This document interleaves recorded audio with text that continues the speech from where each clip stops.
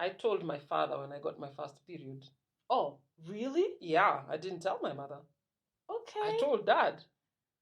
He was embarrassed, but I told him. Yeah. And he had... I know you told your friend you're not okay. And tell me what's wrong and why you never said you felt that way. And guess you're trying to stay strong and fake a smile until I look away. Hi everyone, my name is Kathy. And I'm Chloe. And I am every woman. Now guys, we are sorry. We've been away. Life happens. But we're back. We are. I think it's good sometimes to take a break. Well, there were too many things going on. Yeah. Too many things. Yeah. And especially in single parenting, just like we've been talking about it, sometimes you just write a list and attend to the top. Yeah. And then what you're not able to do, you'll do tomorrow. Yeah. So I think, what have you been up to? I think there's been a lot.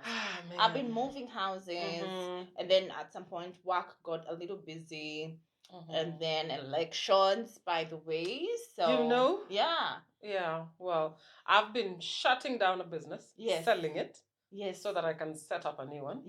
And that required me to move houses. And then the house I'm moving into, the guy won't move out. So it's been really crazy. Yeah. It's life happens sometimes. It's normal, guys. So so that's why we had to take a little breather. However, I mean, we've seen some really good responses on the videos. Isn't that posted. Cool? The channel has grown. So, we just want to thank you guys for all your support, all your engagement, all your comments, and the feedback is so cool. Feedback is amazing. And so we hope this time we can be a bit more consistent now that things are settling down. All right. Yeah, this is a great space where we can share. So feedback is great. And we love to know that we're reaching women. We are connecting and talking about things that are real issues. So that's great. Okay. All right. So what's our topic for the day? Today, as you can imagine, we're thinking, what do we start with? What do we not start with? Today we're going to talk about something that is tricky, as usual. Now, this one we're going to call it the father figure headache. Yeah. I feel like in this channel, we try to talk about things that people don't like to talk about. And I think father figure is a really tricky one. It's a big one. It's a big one mostly for single parents.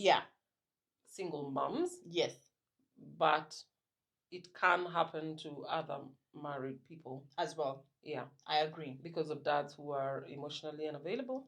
Or even physically mostly unavailable. I agree. So where do we start with this one? Wow, where do we start with this one? I've written down something. I'm just going to look at it. All the questions you can possibly be asking yourself about a father figure. And this is something I've seen a lot of single moms talking about. So we're going to start with the first question. Do our kids need a father figure? Let's start with the basic question. Do they actually need a father figure? Does it, is it written anywhere that a child must be brought up by a mom and a dad? And in this new age, sometimes it's two moms. Wow. That's another topic. For another day. Should there be a mom and a dad? Not just should there. Is it even important? Is it necessary? Is it necessary? Is there a problem if one is missing? Well, traditionally. Seeing that a child comes about from the biological contribution of a man and a woman. I suppose that's where it comes from. That the child needs a mother and a father even to shape them. And that's the traditional family setting. That's the ideal. Does it always happen that way? No, of course not. It doesn't happen that way. It doesn't always happen. So I think it's a philosophical question whether a child needs a father figure or not. And I think it also boils down to personal values and personal beliefs and personal preferences. I think from where I sit, and this is how I see it, for me, I think it's important to have not only a father figure, but even a mother figure, for example, if the mother is not present, right? I think a child having an experience to relate with either of these two people is important. It's not always possible, but I think it's important because men are wired different from the way women are wired. Women, we act different. We do things differently. We think different. We see things differently. And, so do men. And so just having a child experience both is really important. Now, I can speak, with a bit more confidence when it comes to raising a girl child because I have a daughter. And maybe you can, you can tell us more because you have both, a girl and a boy. And I think from a daughter's perspective, it's important for them to know how to relate in a healthy manner with the opposite sex. Yeah. From a mom to a daughter, that's the only thing I can offer her. That's true. She, how to relate with the opposite sex, that can only happen if there's a man present. And so having a father figure is important, especially if it's someone you can trust, so that they can be able to know how to relate with them. I have two questions. One, are there male adults out there who grew up with a single mom without father figure per se, and they turned out okay? And by okay here, okay is a very loose statement. I mean balanced. They come out balanced. Are they okay mentally, emotionally? Are they fine? Do they function just fine? The second question I have is, and you touched on it a little bit, the gender. Are we talking about a father figure for a boy only? Are we also talking about a father figure for a girl as well? Yeah. Let's start with the first one. Are there kids who are raised without a father figure who turned out okay? That's a question we should throw out there. I have seen one guy, unfortunately I forget his name. He was very vocal on social media. He's an African American, I think, and he talks from his car. He likes shooting his videos when he's inside the car. And he was saying, and I remember loving that video because at that point it was a real headache for me. And he was saying he was raised by a single mom and he is just fine. And he was reassuring single moms and saying, don't beat yourself. You can do this. It can be done. I would love to pick his brain. I would love to be able to, talk to him, see, from the mother's perspective, if he actually truly turned out fine. But also, I feel like I would love to throw it out there. Any guy who would like to come into the show and talk to us, we can do a sequel. And it is a thing that I know worries a lot of single parents. It really is something that should be addressed. Yeah. So, yes, first and foremost, I feel like it would be best if we can talk to someone who has gone through this, especially from a guy's perspective. Yes. And I'll comment about the guy shortly, but I wanted to talk about being a girl raised, majority of my teen years by a single mom. And I wouldn't say I had that father figure. When I think about a father figure, I think about, this person who comes, I don't know, who is present almost every day or every other day or every other week. You're able to talk to them about things that are what you like, what are your hobbies, what do you want to be when you grow up. Do they come for, I don't know, soccer practice? Okay, I wasn't in soccer practice, I don't know, maybe drama classes. The person I would talk to when it comes to when I started, getting attracted to the opposite sex as a teenager. Who is that guy? I would tell that. I don't think I had that person until very much later in life, I guess when I was in college. So during my teen years, right there, I don't think I had an active father figure in that way. And I would say, I would like to think I turned out okay.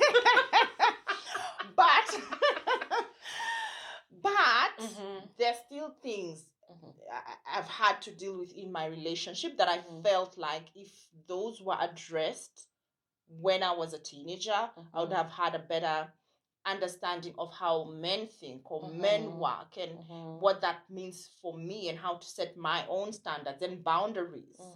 And I had to learn that much later in life. So I turned out okay, but I feel there are missed opportunities. But I feel like the line you should draw there is the things you have had to struggle through as an adult might be related to that an active father not being there in your teen years, but other people who had an active father in their teen years might have also had to struggle through either the same issues or different issues, but issues nonetheless. So what we're saying here is that, does life continue anyway? Life continues anyway. Of course, life continues. Let me tell you, there's nothing that will happen to you that will stop life. Life has to go on. I think what we're saying is that, is it necessary? Personally, I think it's necessary. I think it's necessary because... Is it crucial? I think so. I think so. But the reality on the ground is that sometimes, as much as it's crucial and necessary, sometimes it's always not possible. And then at that point... And when it isn't? You do what you have to do. You do what you have as a single parent. You do what you can do. And, you leave the rest. So that's from a lady's perspective. For the guys, I don't know, it would be really good to hear perspective from the guys. And especially, not having someone to teach you to be a man. I'm sure, we have a lot of men, great men out there who've been raised by single parents, but I'd want to understand what are those struggles or what are those things they had to work on just because they didn't have a father figure in their life growing up. So that's a tricky one. So I look at it this way. Your image of a father figure is a person who's present, who you talk to, who drops you here, does this and that. For me, that feels very much just like a father, like a present father.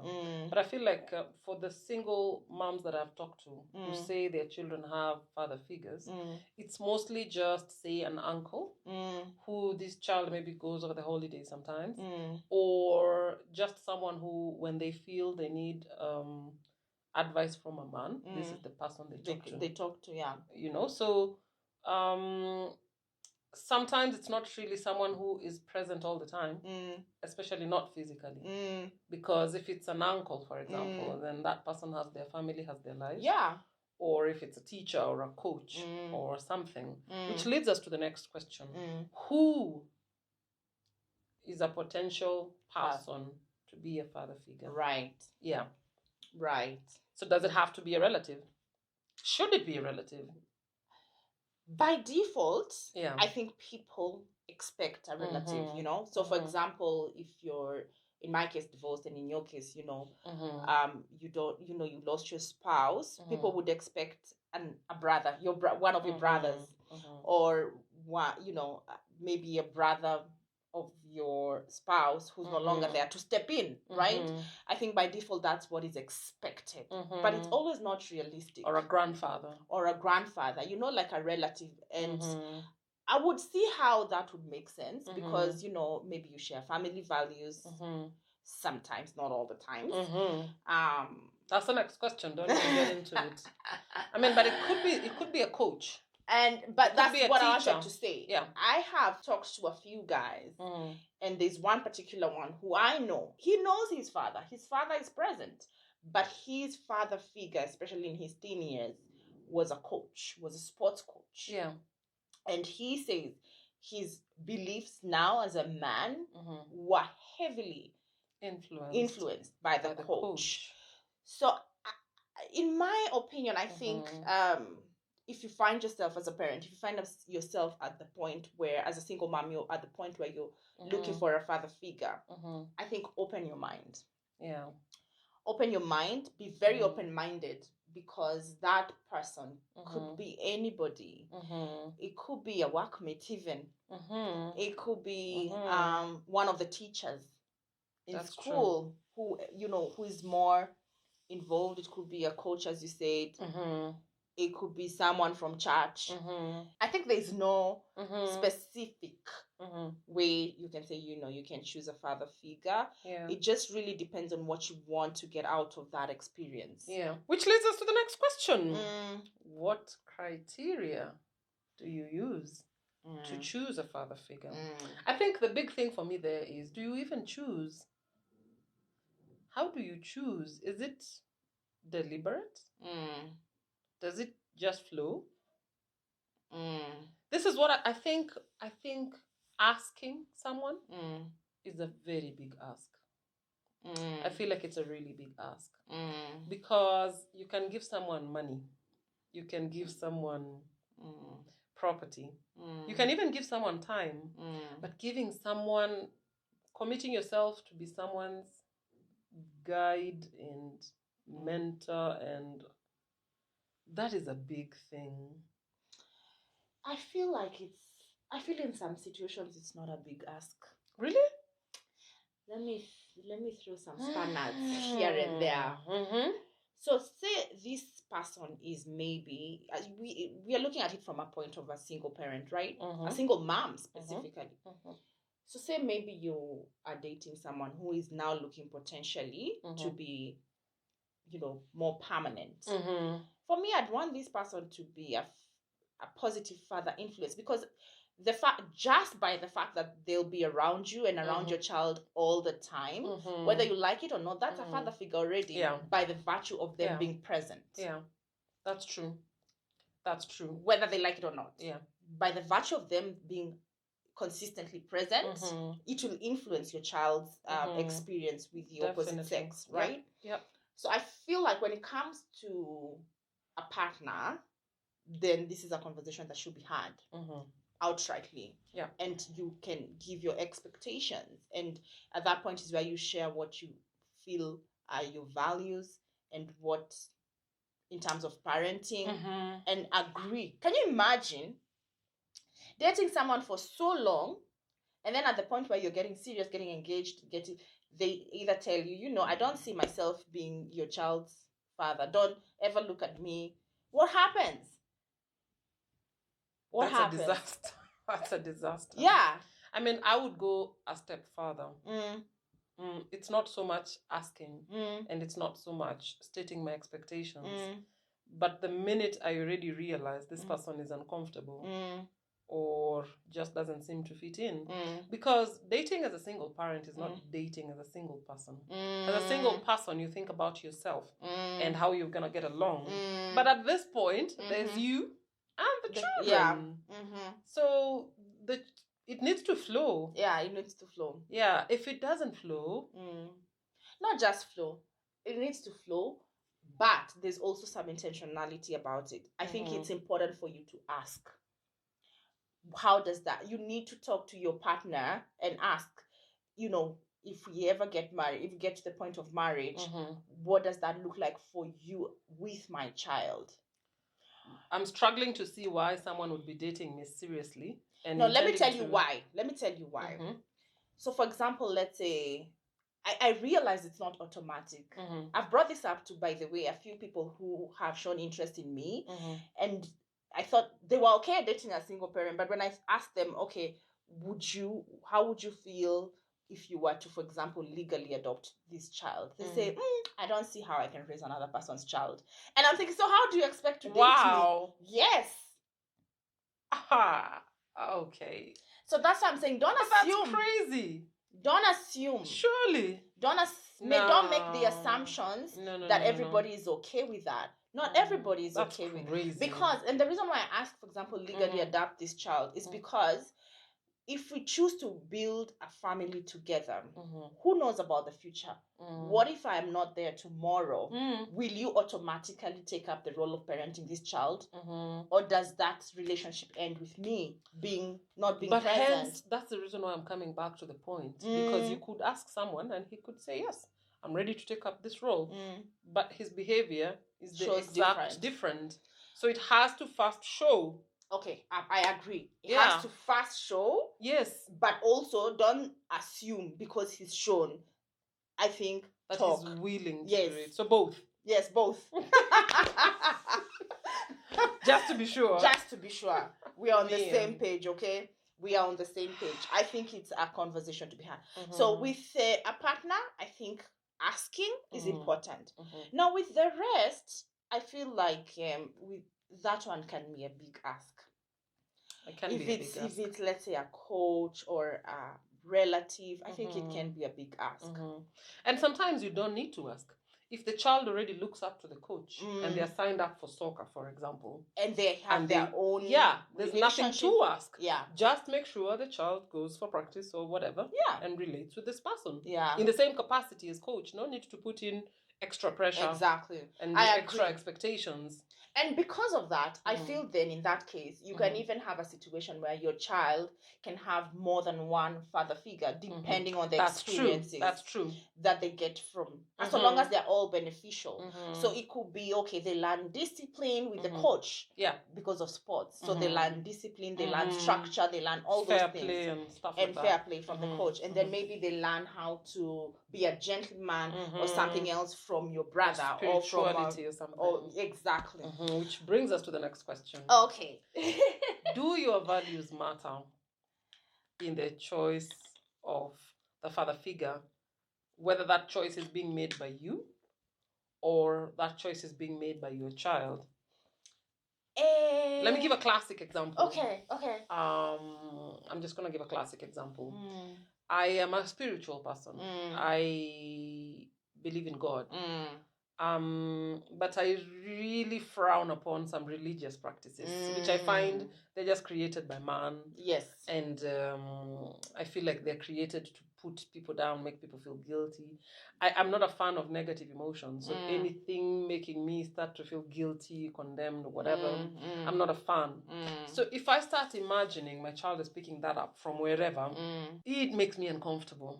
It really makes me uncomfortable. And so at that point, that's just an example. It could be any other thing. You know, it could be someone is willing to be a father figure. Maybe they're even a relative, but the way they relate with their family, the way they relate with their, spouse, or the way they handle money, or the way they maybe, the way at work or something just doesn't sit well with you completely. Yeah. And you're worried about your child picking that up. Yeah. But also you're worried about appearing to be a proud beggar. So I feel like there's nothing like proud beggar when it comes to your child. That's the one thing I say. I can compromise a lot of things, but when it comes to my child, it's gonna be a difficult one to compromise. Because think about it.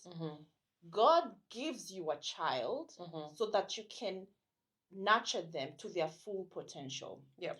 So that means that's a God-given purpose. Yes. A child is a God-given purpose. Yes. And that means you should do everything in your power to do what you think is best according to what, the wisdom that you get from God, right? So now, when it comes to that, then my answer to your question is values are number one. Because you can't support something that you don't believe in. So values are the first thing, is the first thing you look at. And so if the values don't align, I feel like, you don't even need to really discuss. Align yourself with people who share the same values like you. So if it's religion, for example, look for someone who can give that nourishment, really, in terms of spirituality, based on how you consume your religion or spirituality, depending on what that is for you. If that's what you're, if that's what you feel you should raise your child like. But the more I think about it, the more I feel like in this case, you might not get everything from one person. Yeah. That's true. You might not get everything from one person. So you might be very intentional in placing strategic people based on what they feed your child. So if you feel like, okay, this person, I agree on their spirituality, but I don't agree on their structure. So maybe we can just stick to spirituality with this one and then structure with this one. And then just create a little community around you. That gives the child a balanced experience. That's what I think.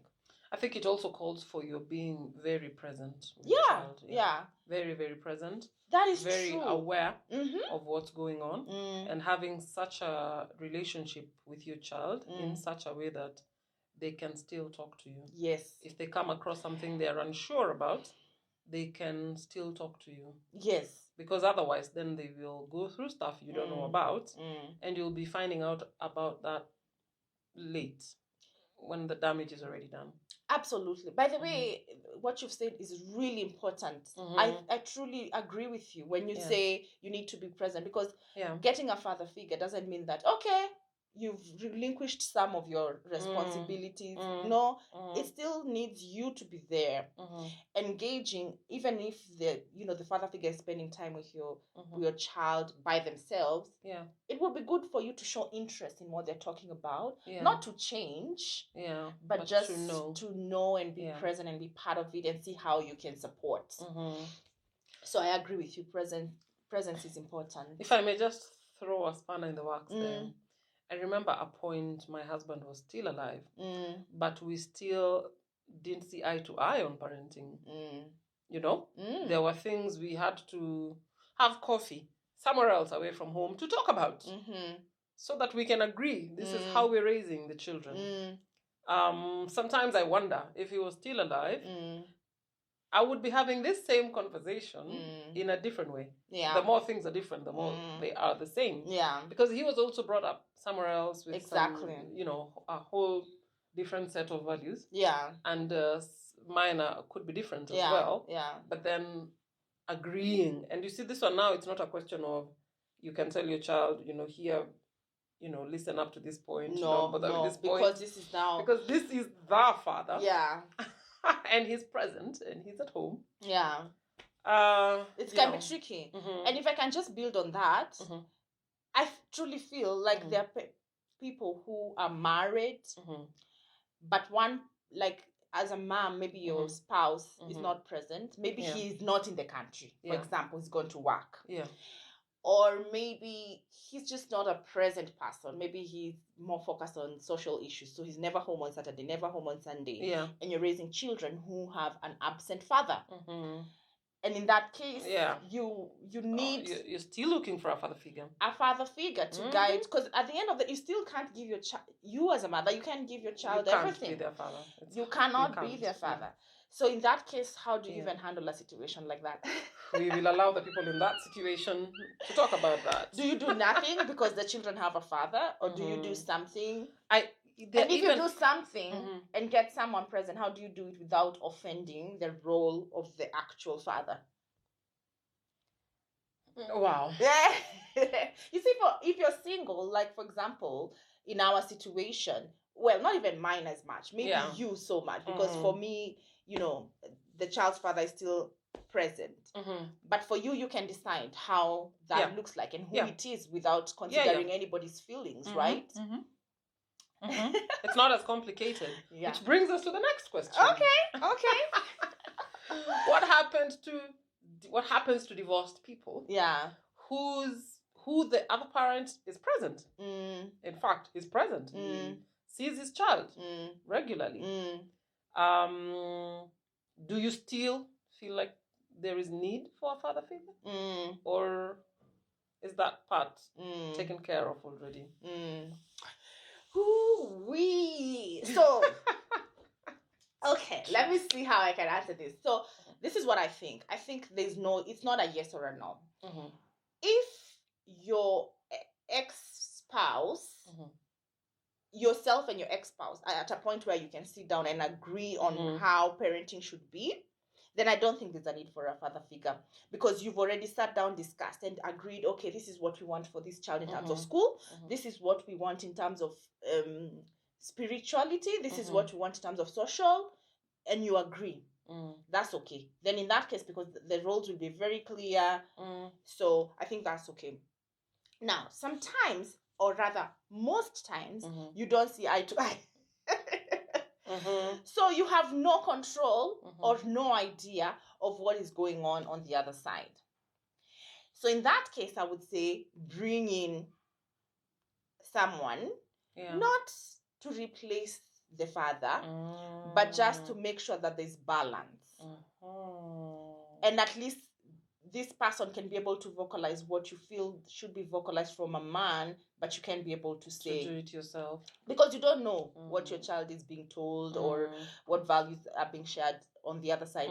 Because you're not talking or you're not discussing these issues beforehand with your ex-spouse. Now, you can't control the relationship you have with your ex-spouse, but what else can you take care of? So this is my advice. But I truly, guys, if you're out there and you're co-parenting, by the way, this is why I say, put your feelings aside. At the end of the day, co-parenting is not about you, it's about your child. It is a much better situation if you can sit down and agree, on how you want to raise this child together. It is less confusing for the child, and it's more straightforward, less headaches. So if you can, that's the ideal way. But if you can't, you might need to bring one more person in that situation to help out. Yeah. Here and there, to bring a bit more balance. I mean, there's some great divorced couples. Yeah. They work so well in divorce. Yeah. They're able to sit down, they can talk about things, they can work things out. Good for them. But those are the few. They are few and fine between. And that's why we have to talk. But the kids are better for it. And that's why we have to talk about this issue so that people can understand. When we at that point, it's about the children. You mentioned the word co-parenting. You need to understand it's not about you. It's not about your spouse. It's not about what you want. It's about what's best for the children. Yeah, that's true. So I have a question for you. What if, like, for example, with you have 2 kids? Yeah. Children are individual people, right? They have their own temperaments. They're different, right? So how then do you choose one father figure to be there for both of them, or do you choose different based on what the child needs? Now, I'm going to throw that question off tangent completely. First of all, I don't feel like I choose. I am of the opinion that it's a big ask. So my honest opinion, and I was going to say this in the conclusion, but I'll just say it anyway. There was a time it really, really bothered me. It really bothered me. Sleepless nights kind of bothered. And then I reached a point and said, you know what? I didn't make myself a single parent. My spouse died. I didn't do this to myself. So I'm not going to do anything. I'm going to bring up my kids the best way I know how. If a father figure shows up, let them. If they don't, what does he need to do? Ride a bike? I will buy a bike. I will teach him how to ride a bike if I can. If I can't, I will hire someone. I will pay money, come in and teach him how to ride a bike, and then I'll be happy with it. If, for example, at the point my son learned how to ride a bike, my daughter learned how to ride a bike, my son loves it more than the girl. But he loves riding on rough terrains and blah, blah, blah, and I can't do this. I'm going to look for groups of people that ride bikes, and then I'm going to put him in the groups of, boys or with a whatever. I will do what needs to be done within my power. I will not sit and mop around and feel bad because there's no father figure. Because feeling bad is not helping. It's not earning us anything. So I don't feel like I choose. I don't do that. I try as much as I can to talk to them and hear what they're saying. And sometimes hearing it is hard because they want a father figure. They want another father. They don't even want just a father figure. But I don't let it get to me because that's not within my control. That's true. It's not, Wow. And I'm not going to just settle for anyone. Just because the kids want a father. No. It has to be, I am a strong believer in letting things flow. If it flows, it flows. I'm just going to repeat a joke that you said earlier. The only thing you force is genes. Don't force issues. I think it's hilarious. So there's no forcing issues. Yeah. Let's stick to forcing genes. Yep. Wow. Some heavy stuff. Heavy stuff. I tell you. I mean, there's only so much you can do. That's true. There's really only so much you can do. I will, for example, the business I want to set up now is a school. I deliberately want to look for male members of staff and see if there's going to be someone, that much deliberateness I'm doing. But if that person comes and I see it's not going down that way, moving on swiftly. You can only do what you can. That's the thing. You can only do what you can. Yep. Yeah. Yep. It's our reality. It's the reality of many. Yeah. Single moms. It is. Yeah. And some married ones. And some married Unfortunately. ones. Unfortunately, that's true. Yeah. It is what it is. Yeah. However, I honestly believe there are guys out there and ladies who are, it's for me, I wouldn't relate to you, for example. My father was heavily present, maybe even more than my mother. Yeah. I looked up to, I told my father when I got my first period. Oh, really? Yeah, I didn't tell my mother. Okay. I told Dad. He was embarrassed, but I told him. Yeah. And he had to give me money. And even at the point, I think 3 months later when I told my mom said, go and tell your dad. Because she was used to it. So my father was heavily present. I remember running everything by him, all my stupid little stories. So it was very hard for me to try and understand how it is for my children. And that is what was biting me the most, because I can't picture my childhood without my father. But it is what it is. It's life. It is what it is. Life happens. Exactly. So life happens. If a father figure, shows up, either from the soccer field or wherever, we will work with what we get. I think as we close the video, what I'd want to say to guys, again, and I think I've said this in another video, children are a purpose bigger than the parents. So if you get to a place where a child is placed in your path, either because of what you do, maybe you're a coach, or maybe because you're dating someone who's a single parent, and there's a child placed in your path, dig deep inside to give what you can as a man. What you're able to do, that's true. It will probably go such a long way that you have no idea the impact it will have on this on child, their lives, other people's lives around them. Exactly. Yeah. It's big. If you have that opportunity, instead of looking at it as a challenge, embrace it and look at it as an opportunity for you to impact that child's life positively. And also a call out to those who are, let's say, co-parenting. Think about the child first, no matter how hard it is. Yeah. You have no idea. Yeah. See, shut out the noise. Yes. Just focus on the child. Yes. Yeah. It is the only thing you can do. Yes. Yeah. Yes. Absolutely. But also a message to the single moms. You got this. Yeah. You do. It's not, it's a good thing if it's there, but it's not life and death. Yeah. You can do this. You can. Because in the end, as long as children are balanced, they're happy, Yeah. Connect with the children. Yeah. The rest, leave to God. Leave to God. I think so. Yeah. Well, thanks, guys. We are so happy we are back, first and foremost. Yep. Thanks for listening to our video today. As always, we always want to hear what you have to say. What are your experience? If you're a single mom, what is your experience with father figures? What have you done? What has worked for you? What hasn't worked for you? If you're a father figure, we'd also like to hear from you. What are some of the tips that you would, share to people who are going through this, looking for father figures? What is it that you've done, that you've learned along the way as a father figure to a child somewhere? Really just, share in the comment section and we'll engage there as usual. And until next time, bye.